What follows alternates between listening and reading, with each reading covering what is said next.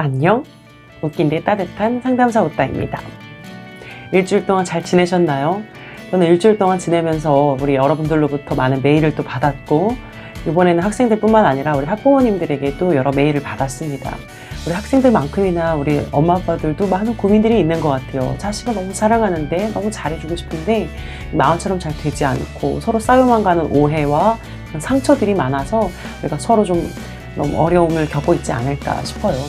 나는 우리 엄마 아빠하고 너무 안 맞아요. 나는 우리 딸하고 우리 아들하고 너무 안 맞아요. 이런 얘기들을 많이 하시는데 사실 맞는 부모 자식은 거의 없습니다. 왜냐하면 성인과 성인이 서로 잘 맞는다. 우리 너무 코드가 잘 맞아. 서로 사랑하고 결혼을 해도 서로 중매사내 하면서 그렇게 사는 건데, 하물며 나이가 20살, 30살 이상 차이 나는 그런 많은 세대의 차이를 가진 어른과 아이가 사랑이라는 이유 하나로, 혈연이라는 이유 하나로 한 집에서 산다.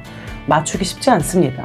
매일매일 부딪힐 거예요. 서로 쌓인 오해들이 많을 겁니다. 겉보기에는 화목해 보이고 너무 좋아 보이는 가정도 이야기를 하다 보면 그 안에 깊은 상처들이 다 있습니다. 제가 예전에 엘리베이터를 탔는데 어떤 아빠가 한 20대 중반쯤 돼 보이는 아들한테 이런저런 말을 걸어요. 우리 다음 주에 산에 가자.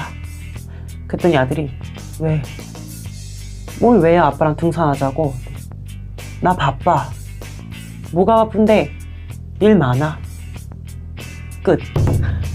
그리고 아버지가 좀 멋쩍어서인지 아이들의 수염을 이렇게 만져보시는데 아들이 보통 이러면 어떻게 하죠? 어른들이 볼 땐 저런 싸가지 없는 어디 아버지한테, 우리 보통 이렇게 생각하는데요. 이 아들도 아버지하고 잘 지내고 싶었지. 근데 안 된 세월이 있었던 거야.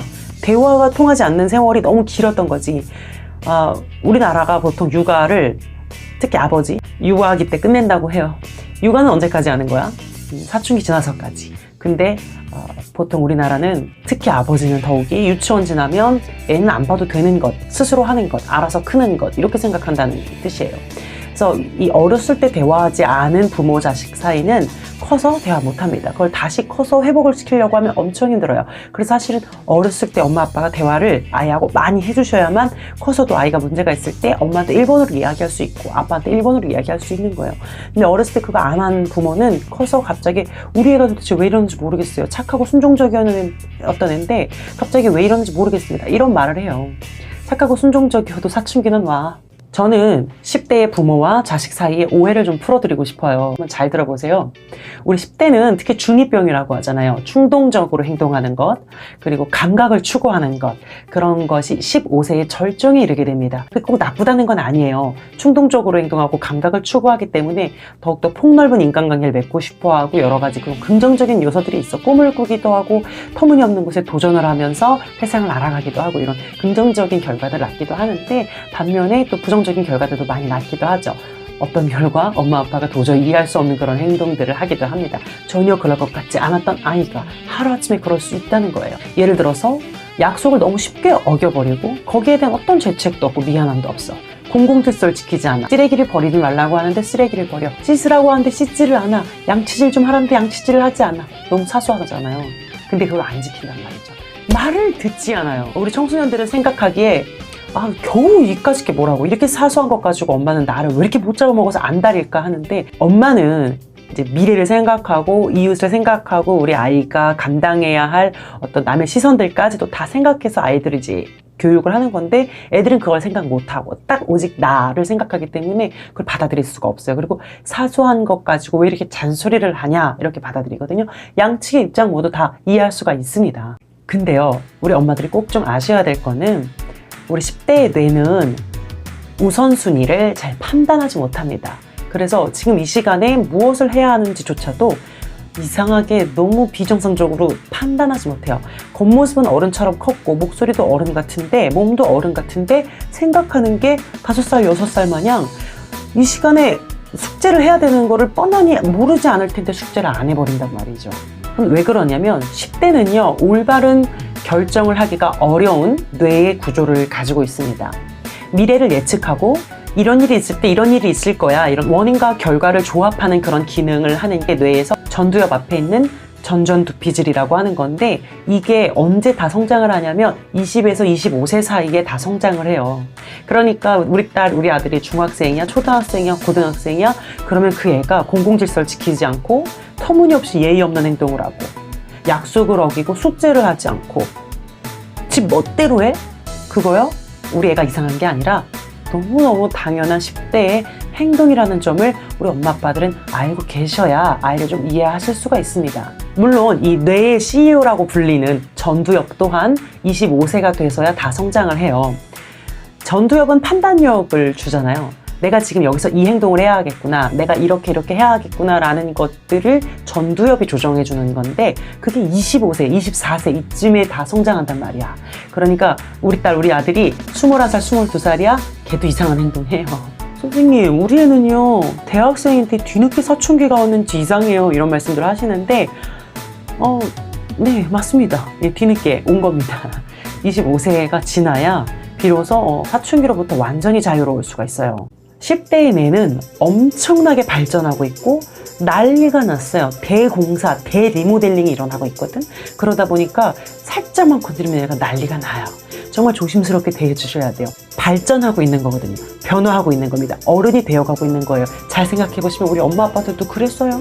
그래서 10대의 뇌는 아주 위험하면서도 큰 가능성을 가지고 있습니다. 잘만 하시면 훌륭하게 키울 수가 있습니다. 뭘 어떻게 해야 되냐고요? 들어주세요. 공감해주세요. 이해해주세요. 기다려주세요. 부모하고 자식하고 10대에 싸우는 게 보통 패션 문제, 헤어 문제, 행동의 문제, 숙제하는 거, 공부하는 거, 먹는 습관, 자는 거, 씻는 거 이런 정말 사소한 거에서 부모 자식이 한없이 틀어지고 말도 안 되는 오해를 낳고 그러거든요. 엄마들 꼭 좀 알아두실 거 있는데요. 10대는요 의사소통하는 게 조금 어른하고 달라요. 엄마 아빠가 무표정을 짓고 있으면 무표정인 애가 아니라 나한테 화가 났네 이렇게 받아들이는 뇌의 구조를 갖고 있다는 거예요. 그래서 엄마의 표정이나 기분을 상당히 예민하게 파악하면서 스스로 상처를 받고 마음의 문을 닫아버린다는 거죠. 어떻게 하시냐면 평소에 좀 대화를 많이 하시면 이런 오해가 좀 많이 줄을죠. 평소에 일도 대화를 안 하고 문제가 터지면 대화를 해? 이러면 오해만 쌓이고 평소에 좀 대화를 하셔야 돼요. 평소에 아이하고 산책도 좀 하시고 카톡도 좀 자주 하시고 전화도 좀 자주 하시고 물론 아이가 싫어해도요. 싫어해도 관심을 계속 주셔야 아이가 일이 터졌을 때 엄마한테 손을 내밀 수 있어요. 근데 꼭 어른들이 나는 많이 알고 있고 넌 좀 나한테 배워야 돼 라는 그 태도 그가 아이들의 의사소통은 단절합니다. 아이가 말을 하면 그랬니? 그렇게도 생각할 수 있겠구나. 네 생각은 그러니? 이렇게 좀 얘기해 주시면 좋을 것 같아요. 그러면 아이가 신이 나서 더 얘기하고 엄마 아빠의 말에도 귀를 기울일 수가 있어요. 10대의 뇌가 매우 불안정한 만큼 그 주변 환경에 매우 취약합니다. 그래서 스트레스에도 매우 취약하죠. 그러니 엄마가 애 방 문 탁 열고 들어갔는데 돼지우리야? 그러면 막 화가 나잖아요. 그때 좀만 화내지 마시고 이해를 해보세요. 10대의 뇌는 정리정돈이 안 되는 게 너무 당연하다라는 걸 이해를 해보세요. 그러면 화가 좀 덜 나. 좀 좋게 얘기할 수 있겠지. 잘했다. 고생했다. 대단하다. 멋지다. 이렇게 좀 칭찬하고 격려하는 사회적 보상 위주로 해서 아이들의 행동을 교정해 주셔야 되고 너 오늘 이거 안 하면 몇 대 맞는다.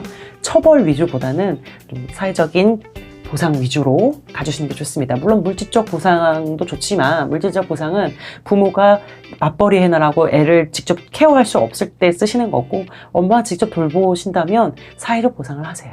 사회적 보상은 칭찬, 격려, 위로 이런 겁니다. 우리 10대가 뇌가 자라고 있기 때문에 어느 날은 방이 또 돼지우리다가도 어느 날은 또 깔끔해요. 우리 애는 치울 수 있으면서 안 한다니까요 선생님. 이러지 마시고 우리 애가 변화하는 중이군요. 어느 날은 잘했다가 어느 날은 아주 개판이었다가 우리 애가 잘하고 있구나 이렇게 생각하시면 될 것 같아요. 물론 우리 청소년들도 오늘 내가 왜 이러지 싶을 때마다 나의 뇌는 잘하고 있구나 이렇게 생각하시면 되고 그리고 엄마 아빠들이 좀 무표정으로 얘기를 해도 화난 게 아니야. 그리고 화가 났어도 나 때문에 화가 난 건 아니니까 너무 상처받지 마시고 용기를 내서 말을 건네보세요. 엄마 아빠한테 말 못해요 라고 이제 저한테 메일로 보내주신 분들 많은데 세상에서 엄마 아빠만큼 날 사랑하는 존재가 없거든. 엄마 아빠는 나에게 목숨도 내놓을 수 있는 그런 존재예요. 청소년 여러분 끙끙거리고 혼자 고민하고 친구한테만 털지 마시고 엄마 아빠한테 편지 한번 써보세요. 아니면 장문의 카톡도 좋아요. 좀 못하겠다면 저한테 메일 보내세요. 여러분들의 문제를 쓰시고 감정을 저한테 그냥 아무렇게나 쓰세요. 제가 개떡같이 말해도 찰떡같이 알아듣는 장기가 하나 있거든. 눈치가 빨라. 그러니까 그냥 아무 말이나 막 해. 그럼 제가 정리해서 대신 편지 써드릴게요. 저 대필도 많이 해봤어요. 우리 엄마 아빠들도 좀 웬만하면 좀 웃는 얼굴로 안녕, 왔니? 오늘은 무슨 일이 있었니? 친구랑 잘 지냈니? 이런 얘기 좀 해주세요. 너 오늘 영어 점수 몇 점이야? 너 학원 갔다 왔어? 이런 대화 말고 아이의 그 존재 자체, 인격 자체를 좀 존중해 줄 수 있는 그런 대화 위주로 해주시면 좋겠다. 그리고 행동 교정을 하실 때에는 처벌보다는 보상, 물질적 보상보다는 사회적 보상 위주로 해서 아이를 칭찬과 격려로서 행동 교정을 해 나가신다면 아이는 분명히 그 칭찬에 힘을 입어서 엄마가 정말 꼴보기 싫은 그 행동 고쳐나가는 데 도움이 될 겁니다. 그리고 혹시 그게 안 된다 할지라도 좀 이해를 해주세요. 10대의 뇌는 어느 날은 개판이고 어느 날은 또 잘해. 성장하는 과정 중에 있으니까요. 정리정돈 못해, 약속을 안 지켜, 숙제를 안 해, 충동적으로 행동, 옷을 거의 벗다시피 입어, 의사결정이 이상하게 해, 선생님한테 너무 대들어, 막말을 해, 밥도 안 먹어. 진짜 이상한 거 많아도요. 판단력을 주는 전두엽이 25세에 완전히 성장하니까, 그리고 미래를 예측하고 조합할 수 있는 전전두피질도 25세 때 완전히 성장을 하니까 그때까지는 좀 이해하시고 참아주시라, 이렇게 말씀드리고 싶습니다. 화목한 가정이 되시기를 바랄게요. 파이팅! 오늘 영상도 도움이 되었다면 구독과 좋아요 눌러주세요. 웃긴데 따뜻한 상담사부터였습니다.